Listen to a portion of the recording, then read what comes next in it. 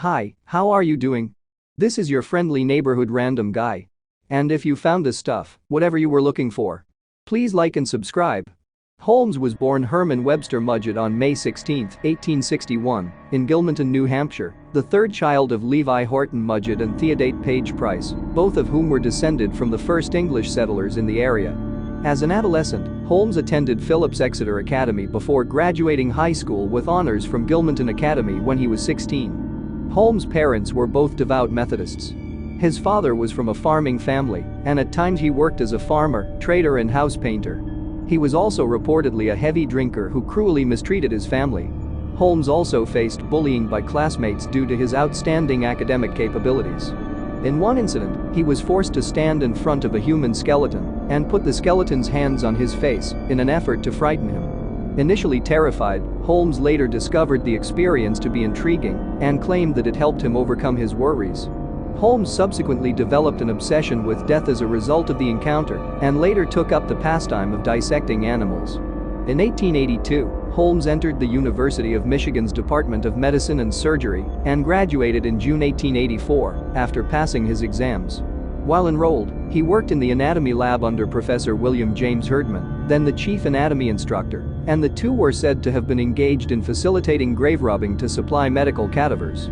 Holmes had apprenticed in New Hampshire under Nahum White, a noted advocate of human dissection. Years later, when Holmes was suspected of murder and claimed to be nothing but an insurance fraudster, he admitted to using cadavers to defraud life insurance companies several times in college. Holmes moved to Chicago in August 1886, which is when he began using the pseudonym H. Holmes. Soon after his arrival, he came across a drugstore at the northwest corner of South Wallace Avenue and West 63rd Street in the Englewood section of Chicago. The drugstore's owner, Elizabeth Holton, gave Holmes a job. He proved to be a hardworking employee, eventually buying the store. Contrary to several accounts, Holmes did not kill Dr. E.S. Holton. Holmes purchased an empty lot across the street, where construction began in 1887 for a two-story mixed-use building, with apartments on the second floor and retail spaces, including a new drugstore, on the first. When Holmes declined to pay the architects or the steel company, Etna Iron and Steel, they took him to court in 1888. In 1892, he added a third floor, telling investors and suppliers he intended to use it as a hotel during the upcoming World's Columbian Exposition. Contemporary accounts report that Holmes built the hotel to lure in tourists visiting the exposition in order to kill them and sell their skeletons to nearby medical schools. Although he did have a history of selling stolen cadavers to medical schools, Holmes had acquired these wares through grave robbing rather than murder. Likewise, there is no evidence that Holmes ever murdered exposition goers on the premises. The yellow press labeled the building as Holmes' Murder Castle, claiming the structure contained secret torture chambers, trapdoors, gas chambers and a basement crematorium. None of these sensationalized claims were true. Other accounts stated that the hotel was made up of over 100 rooms and laid out like a maze, with doors opening into brick walls, windowless rooms and dead-end staircases. In reality, the third-floor hotel was moderately sized, largely unremarkable and uncompleted due to Holmes' disputes with the builders. It did contain some hidden rooms, but they were used for hiding furniture Holmes bought on credit and did not intend to pay for. Holmes did not kill an alleged castle victim, Miss Kate Durkee, who turned out to be very much alive. In his confession, Holmes' usual murder method was by suffocation of his victims, including an overdose of chloroform, overexposure to lighting gas fumes, trapped in an airless vault, to give some examples. Holmes also claimed to have used starvation and burning victims alive in his castle.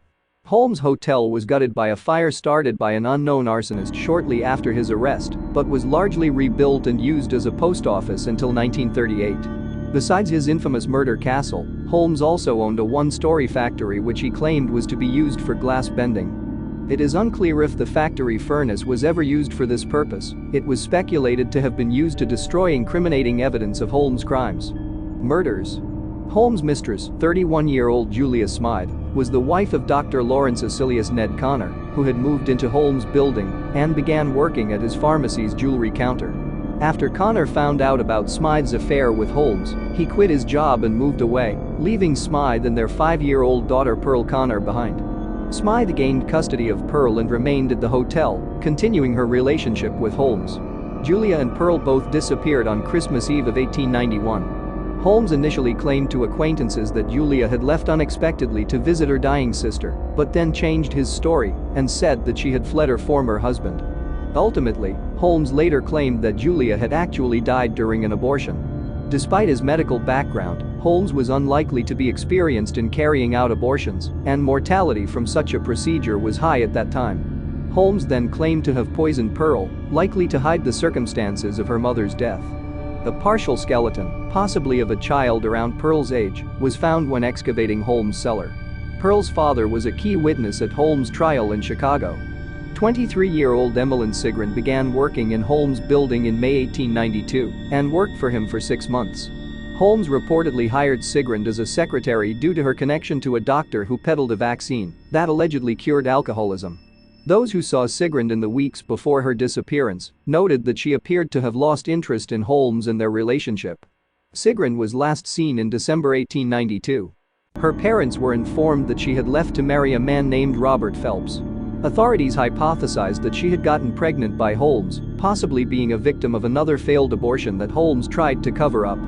Her empty luggage trunk was sent back to her mother in Anderson, Indiana. Her skeleton was found by police at the home of a Chicago physician, with the help of M.G. Chappell, who admitted having articulated 3 skeletons for H.H. Holmes. In early 1893, a 24-year-old one-time actress named Wilhelmina Minnie Williams moved to Chicago. Holmes claimed to have met her in an employment office, though it is believed that he had actually met her in Boston several years earlier, while he was then going by the alias Harry Gordon. Holmes offered her a job at the hotel as his personal stenographer, and she accepted. Holmes persuaded Williams to transfer the deed to her property in Fort Worth, Texas, to a man named Alexander Bond, which was an alias of Holmes.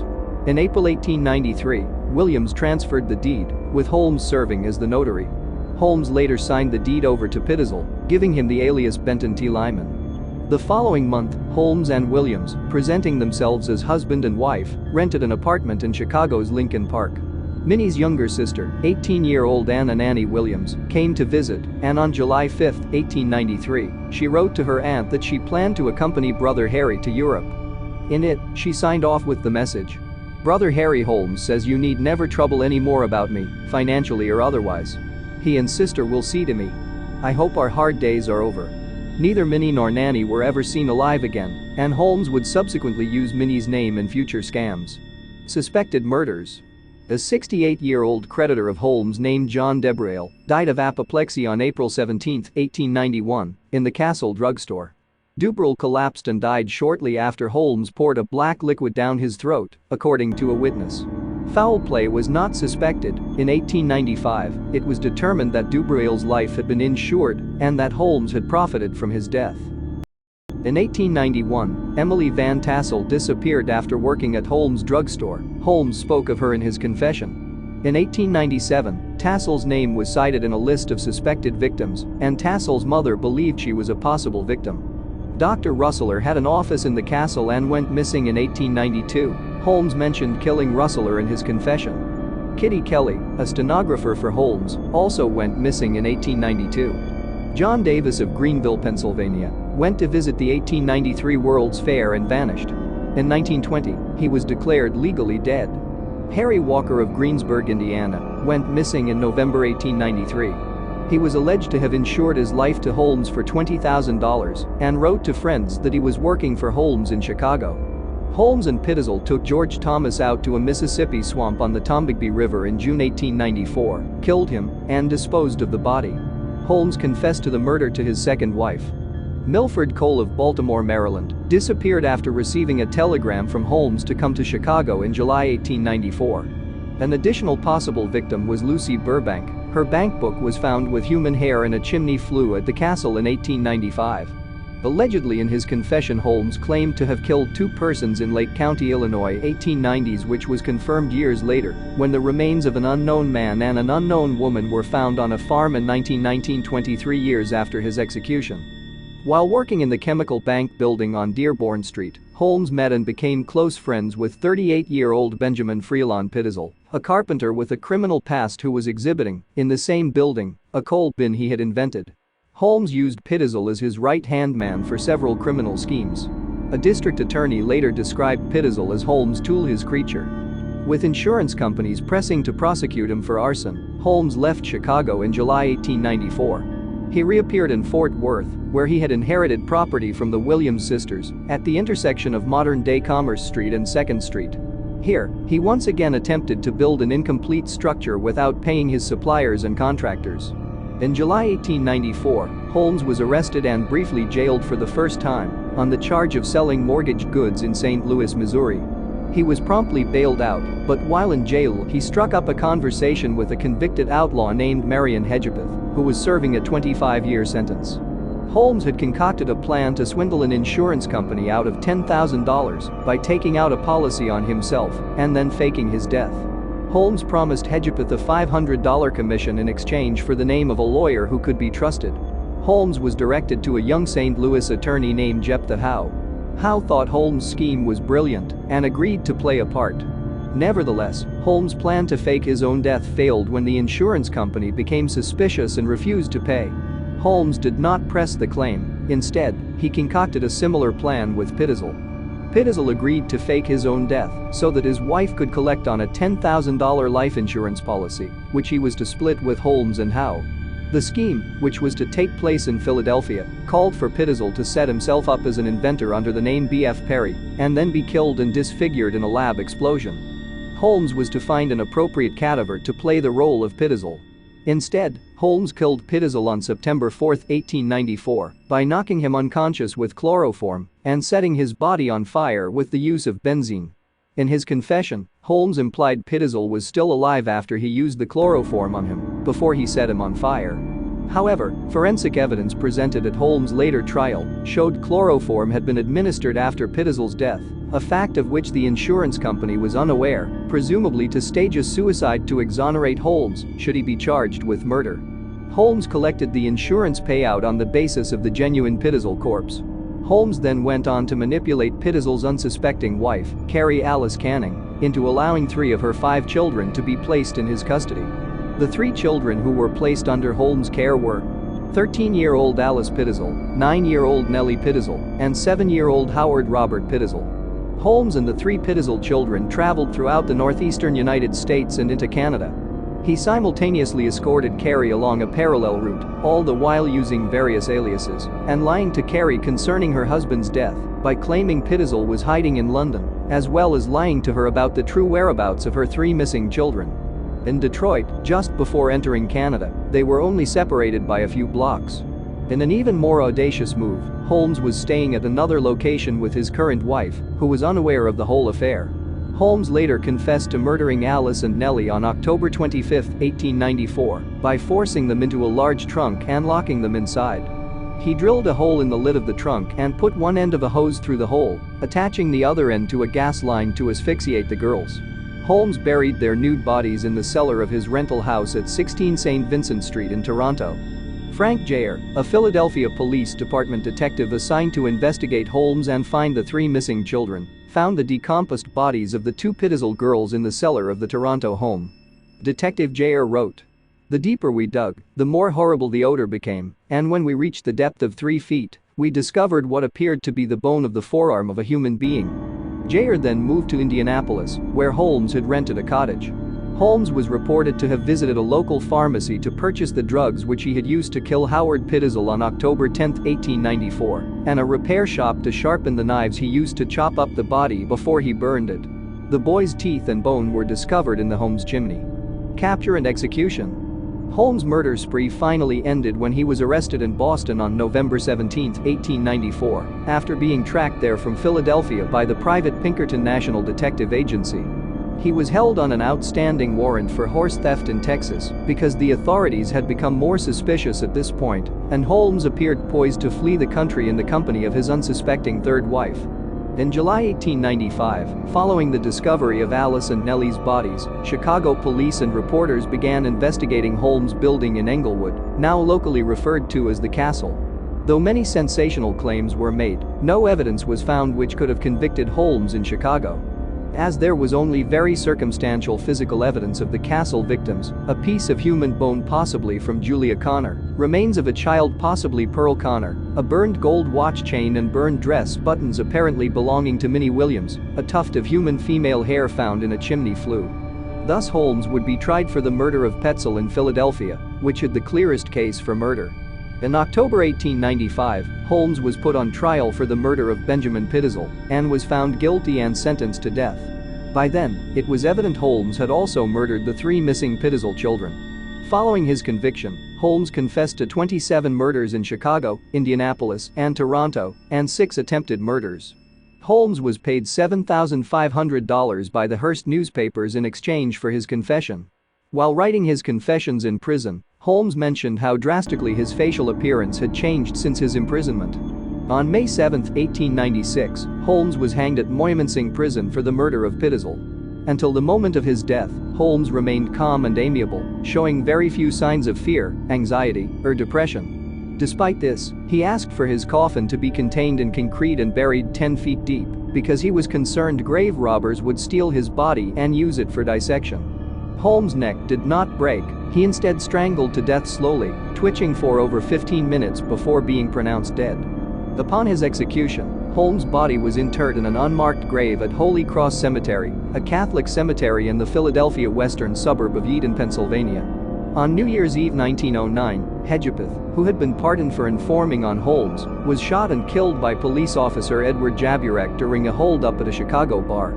On March 7, 1914, the Chicago Tribune reported that, with the death of Patrick Quinlan, the former caretaker of the castle, the mysteries of Holmes Castle would remain unexplained. Quinlan had committed suicide by taking strychnine. His body was found in his bedroom with a note that read, "I couldn't sleep." Quinlan's surviving relatives claimed he had been haunted for several months and was suffering from hallucinations.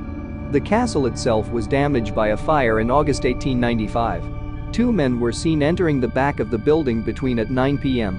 About half an hour later, they were seen exiting the building and rapidly running away. Following several explosions, the castle went up in flames. Afterwards, investigators found a half-empty gas can underneath the back steps of the building. The building survived the fire and remained in use until it was torn down in 1938. The site is currently occupied by the Englewood branch of the United States Postal Service. In 2017, during allegations Holmes had escaped execution, Holmes' body was exhumed for testing led by Janet Monge of the University of Pennsylvania Museum of Archaeology and Anthropology. Due to his coffin being contained in concrete, his body was found to not have decomposed normally. His clothes were almost perfectly preserved, and his mustache was found to be intact. The body was positively identified by his teeth as being that of Holmes. He was then reburied. Personal life. On July 4, 1878, Holmes married Clara Lovering in Alton, New Hampshire. They had 1 son, Robert Lovering Mudgett, February 3, 1880 November 3, 1956, who was born in Loudon. Robert went on to become a certified public accountant and served as city manager of Orlando, Florida. Holmes eventually enrolled in the University of Vermont in Burlington at age 18, but was dissatisfied with the school and left after 1 year. Housemates later recalled that Holmes was physically violent with Clara, and in 1884, before his graduation, she moved back to New Hampshire and had little contact with him after that. After he moved to Moores, New York, a rumor spread that Holmes had been seen with a little boy who later disappeared. Holmes claimed the boy went back to his home in Massachusetts. No investigation took place and Holmes quickly left town. He later traveled to Philadelphia and was hired as a keeper at Norristown State Hospital, but quit after a few days. He then took a position at a drugstore in Philadelphia, but while he was working there a boy died after taking medicine that was purchased at the store. Holmes denied any involvement in the child's death and immediately left the city. Before moving to Chicago, he changed his name to Henry Howard Holmes to avoid the possibility of being exposed by victims of his previous scams. In late 1886, while still legally married to Clara, Holmes married 24-year-old Myrta Belknap in Minneapolis, Minnesota. He filed for divorce from Clara a few weeks after marrying Myrta, alleging infidelity on her part. The claims could not be proven, and the suit went nowhere. Surviving paperwork indicated that Clara probably was never even informed of the suit. In any case, the divorce was never finalized. It was dismissed on June 4, 1891, on the grounds of want of prosecution. Holmes had one daughter with Myrta, Lucy Theodate Holmes, July 4, 1889 – December 29, 1956, who was born in the Englewood neighborhood of Chicago. Lucy later became a public school teacher. Holmes lived with Myrta and Lucy in Wilmette, Illinois, and spent most of his time in Chicago tending to business. He married Georgiana Yoke on January 17, 1894, in Denver, Colorado, while still married to both Clara and Myrta. If you found whatever you were looking for, please like and subscribe. Until next time, your friendly neighborhood random guy.